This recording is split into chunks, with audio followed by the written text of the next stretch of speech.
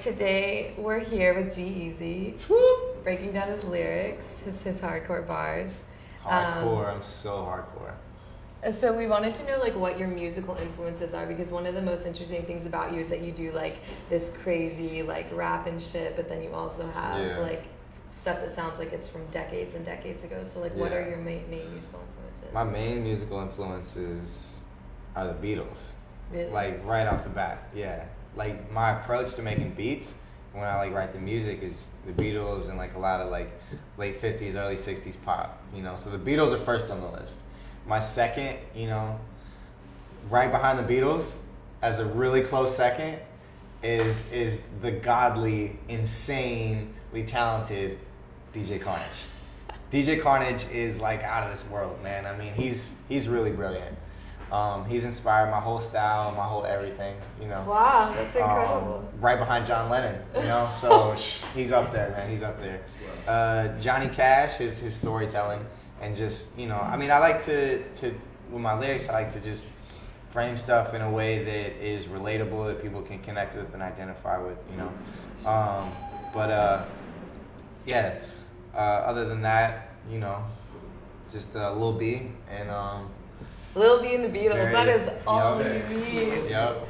So, well, that like some of those are kind of unconventional, you know, influences for rap. We've certainly heard Beatles before, but how do you make that work for hip hop? Yeah, I mean, it sounds unconventional on the surface, but when you think about the music, like Beatles chord progressions, you know, like the music isn't so different than what's popular today. Like the same reason that those melodies and those chords sounded good back then is the same like fundamental reason they sound good over rap beats now. You know, it's just taking melodies that people like to hear and telling stories about shit people can relate to and framing it in a contemporary way that fits our world like today. You know what I'm saying? With drums that like, you know, hit hard and shit. No, to make it like viable in this world. That's awesome. So one other thing I did want to talk to you about is that you are a producer, and you, as you told us, you produced everything except what the wonderful DJ Carnage the wonderful DJ Carnage which blessed really, me with. I don't know how you follow up that on Man, that. that's why I put it last on the album, you know?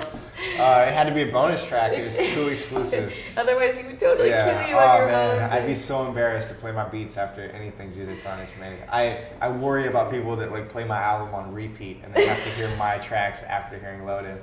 But yeah, no, I made every beat on my album. And I mean, I started out really way more as a producer than a rapper.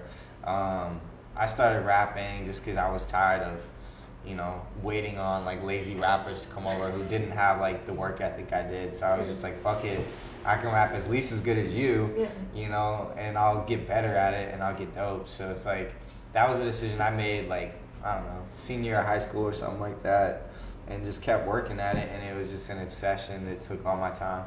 That's amazing, you know, like besides maybe Hit Boy or Kanye, you always hear about it sort of the other way, like now the rapper wants to make his own beats. But the thing is, it's just like anything else, it takes so much time to get good. So you hear about a rapper like, oh, I made my first beat today. Yeah, I mean, chances are you're gonna suck for years because it takes that time to learn how to, you know, really like the intricacies of like producing tracks to get. So I knew that it was gonna take me this long. So I had to put my years in. So by the time I got to this age and could really do it, I'd be dope by then. Definitely. Yeah. So what do you like?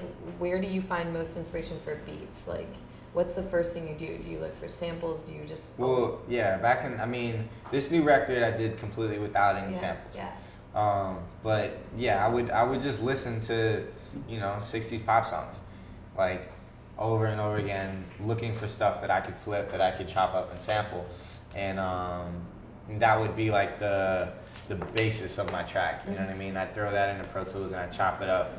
But the thing about that is like it's a huge crutch. You already have so much of the song built for you and it's already in place that all you have to do is go in. So now it was more so like, I'm inspired by this song, I think it's dope for this reason.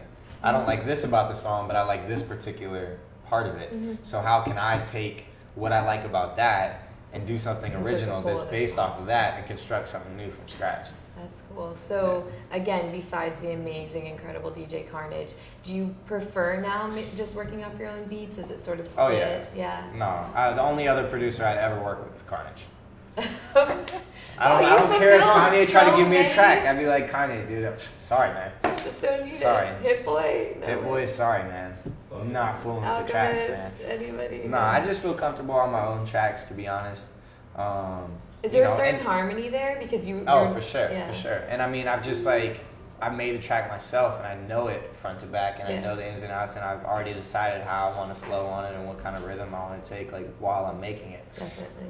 And to me, I have a lot of fun making music, but most of it is in the beat, you know? Yeah. And even while I'm writing my verses or recording them, I'm still hearing shit in the beat, and I'm going back and fucking with it. Mm-hmm. Like, to me, I don't mind spending 60 hours on one song, you know, until I get it right. But if there's another producer, I'd feel weird being like, yo, dude, I fucking hate how you have that snare EQ. Like, you need to change this.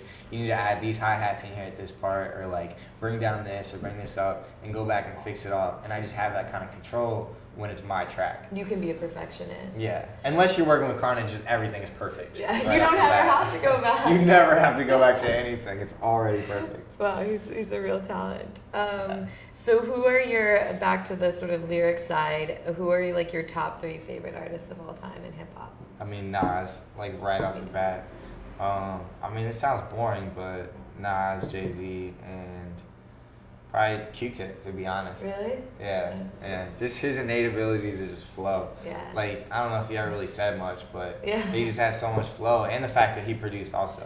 He's another one of those guys that understood the inner workings of the track and the rhythm and the groove of it, and that's what, you know, made him so dope as a rapper. Definitely.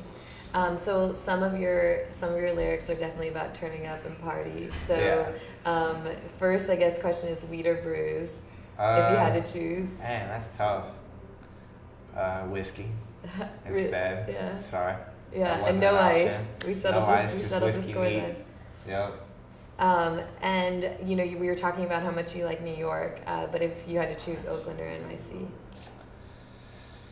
See, that's not fair, man. I'm gonna frame it like this: where would I rather live next year? New York City. But I'm not saying I love New York more than Oakland, so don't quote me on that. Well, thank you so much for being here and for breaking down your lyrics, and we're happy to help promote them. I'm actually moving in. Really? Yeah, I'm not. It's great. We got a bed in there, so Sweet, you know, that's my room. somewhere to I already got it sleep. picked Yeah, out. definitely.